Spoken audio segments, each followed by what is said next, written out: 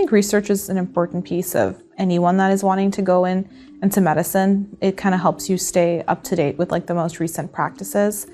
I think people that are wanting to go into academic medicine or even apply for fellowship, that kind of plays a larger role for what they will be doing.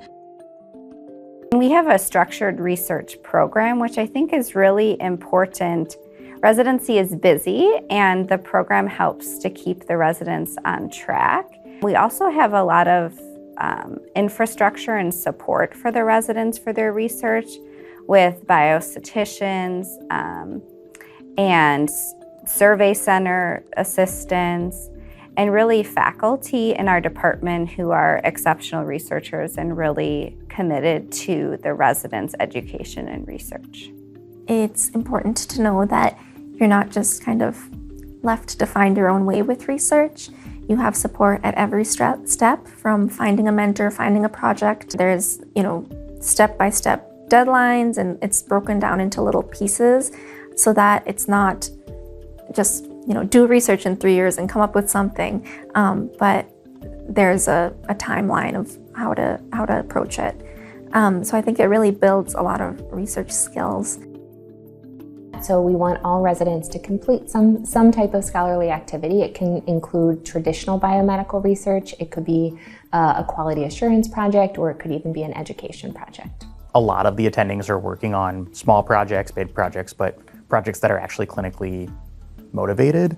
So I think it's nice to have a question that you actually want to get answered and be involved in that research project. It's nice seeing, okay, these are small projects that you could theoretically do and reasonably do as a practicing physician. And I think that that is a strong way to do research without having to be a research physician. And while I was on my gynecology oncology rotation, I noticed that there was quite a few patients that were talking about self-staple removal, and that really got me interested in doing a QI project here, looking at whether or not patients could safely and effectively remove their own staples. My research project has to do with one of the new education tracks where we look at how prepared medical students feel going into residency by utilizing a program where an upper-level medical student is teaching their junior medical students, and then using that curriculum to really determine how prepared they feel to be a resident who will be then teaching medical students. I am doing a quality improvement study. It's looking at decreasing barriers to access of gender-affirming care. So we're helping disseminate more information about the barriers to people who are trying to access gender-affirming care, to try to decrease the amount of time it takes for them to get that care. Every sort of mentor relationship is different. So some residents need different levels of guidance, and we'll meet with their mentors on a monthly basis to kind of help them with every single step. Some other residents have a lot more experience and might not need to meet with their mentors sort of as frequently. So we really try and tailor it to the residents' individual needs. My research mentor has been very supportive and always makes it clear that one of his jobs is to advocate for me, and so to advocate for me having the time and resources I need to work on this project. It's very one-on-one. Every resident presents their research project as part of our resident research day. Many residents go on further to publish their research in a journal, and many also present their research at national conferences, which is supported by our department. So from a support standpoint, residents actually get $5,000 to help fund their research, to pay for anything that they might need from statistics help, or if they're building a survey with the survey center.